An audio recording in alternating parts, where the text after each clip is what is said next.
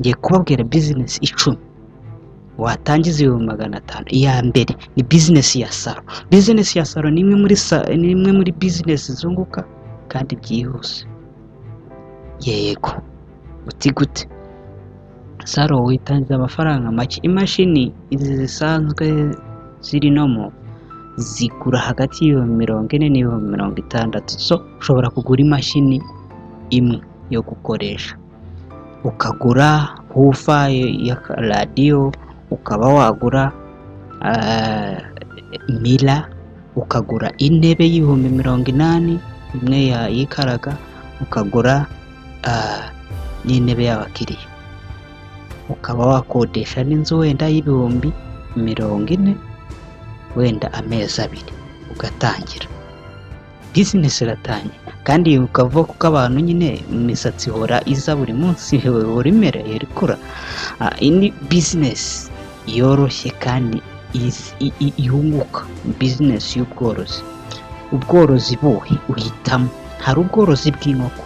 Inkoko iyo ugiye kuzorora ushobora korora ihene, inkoko ziri ntoya zigakura ukazigurisha nk'inyama, cyangwa se ukora inkoko ntoya zigakura ukagurisha amagi. Ariko njyewe ndadvisinga amagi nako inyama, kuko inyama zo izi nyama zikura mu mezi 3 ziba zakuze. Inkoko imwe ifite ibiro 3, so ukaba wagurishije nk'uko ndabizi muzo kuzigura.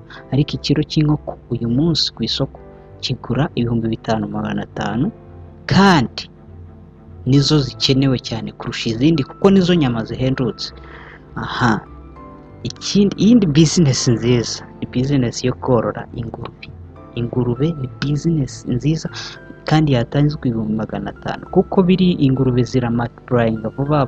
Ushobora kugura ingurube 200,000 nyuma y'umwaka ukaba ufite ingurube 15 zikuze, buri imwe uyigurisha hafi 5,000.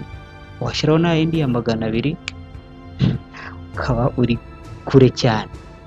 Iyindi business njye nabagira inama mu bworozi, business ngiramo inama abantu ni 3: iyi nkoko, ni ingurube, iyindi ni inkwavu. Izindi ihene, inka, intama, ibindi nyine mu bworozi biriya bikenera extensive, bikenera capital iri hejuru. So ari iyindi business nakugira inama gukora. Hari akabari, business y'akabari. Business y'akabari cyangwa se bar, akabari kadahenze, ishobora gutangizwa n'500. Urabizi ko abantu benshi bikundira akantu gasembuye. Ndiri iyo utangiye business y'akabari ukayitangira ahantu hakiri gutera imbere, hataratera imbere cyane, 500 byagutangira business y'akabari kandi ugatera imbere byihuse. Ikindi, iyindi business iyo ni rurangiza. Iyi ni business abantu benshi bapinga, ariko ni business ya danger. Hari business y'amagi, yo gucuruza amagi no gucuruza isambusa. Akenshi abantu mubona abantu bacuruza amagi, bacuruza isambusa, mukavuga ngo bari abantu se buriya hari amafaranga bakorera. Ariko nyamara amafaranga bishyuza ku munsi, ushobora gusanga abantu b'abamotari, abantu bakora akazi nyine babona wajya ngo ni akazi gakorera amafaranga, batabarusha amafaranga, kubera ko itray y'amagi ivaho amafaranga hafi 2 inyungu, profit 2. Ashobora gucuruza afite abakozi, aramutse afite abakozi washoye 500, ushobora gucuruza amatray 30 cyangwa 20 ku munsi bitewe n'abakozi ufite. Ubwo ayo matray 20 ku munsi, profit yaba ari 40,000. Wakwishora na babandi bagufashije ugasanga usigaje nk'ibihumbi 15 ku munsi by'inyungu. Iyo niyo business ushobora gukora ahantu. Niyo wayikorera mu mujyi, iyi ngiyi irashoboka no mu mujyi igatera imbere kuko ishoroboka no mu cyaro. Then hari iyindi business kandi abantu bajya basuzugura, ni business y'ubwagent. Ubwagent bwa MTN, bank n'ibindi, Airtel. Iyo business ni business ikorera amafaranga menshi, ariko abantu babona buriya ba agent uba uri kubona bibereye aho ngaho bari gukorera bafata babika babikura, bariya abantu bakora amafaranga menshi cyane. Icyiza kuri banki bikenera ko uba ukorana nayo cyangwa se ukaba ufite amafaranga byibuze 200,000 kuri account. Akenshi iyo uyashizeho bakwemera kuba gutangira kuba umu agent. Na MTN ngira ngo ni uko nguko, ntabwo mbizi neza ibya MTN cyangwa Airtel. So iyindi business ni fridge, kugura firigo. Ushobora kugura firigo ukayishyira ahantu hahurira abantu benshi. Urugero ukaba wagura firigo noneho ukabwira nk'umuntu w'umucu ufite nka boutique cyangwa akaba afite ubucuruzi, akaba afite restaurant, wowe ugashyira ku ruhande firigo ukajya uyuzuza ibyo kunywa mu gihe cy'izuba bagabo, mu gihe I think ni impeshyi, nibwo ukora amafaranga ukagira ngo kweri. Iyo ni business watangiza ibihumbi, kuko firigo ushobora kuyibona ku 200,000, ukaba wagura ibyo kunywa ukayipakinga, noneho ugashaka n'uburyo ukabona naho wajya ukorera, noneho ugatangira 500,000. Ikintu ugomba kwirinda muri ibi bintu, 500,000 ntabwo ari amafaranga menshi. Ugomba kwirinda ibintu bya rent cyangwa se gukodesha inzu.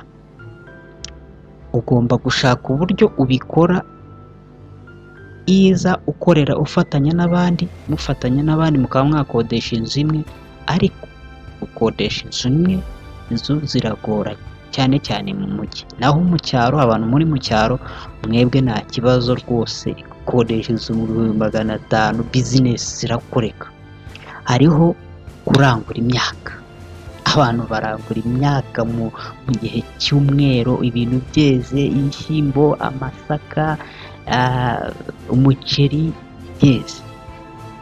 Noneho bamara gutangira guhinga ibintu bigahenda.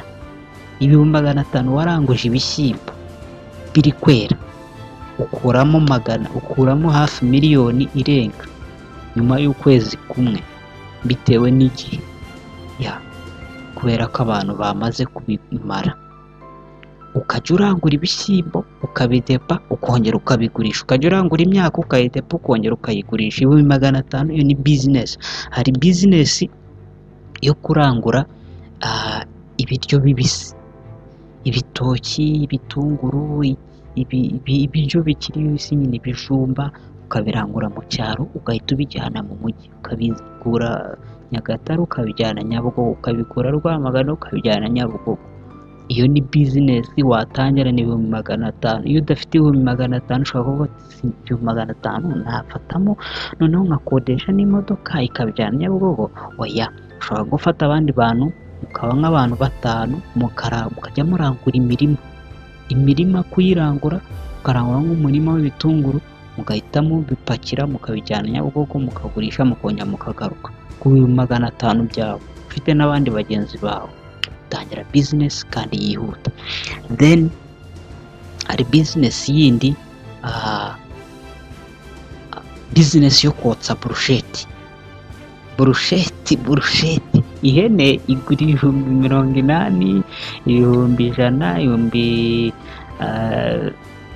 ihene mbese zirahenze pe. Inka nazo zirahenze, ariko ushobora kuzajya ugura ibiro nka 10 by'ihene, ibiro 5 by'icumi y'ihene, cyangwa bingahe by'ihene, ukigurira icyokezo, ukigura imbabura yawe, ukajya wotsa ihene, uzotsa. Ushobora gushaka umuntu ufite akabari utajya wotsa ihene, akagutiza aho kujya ukorera, ukajya ugira udufaranga runaka umubonera.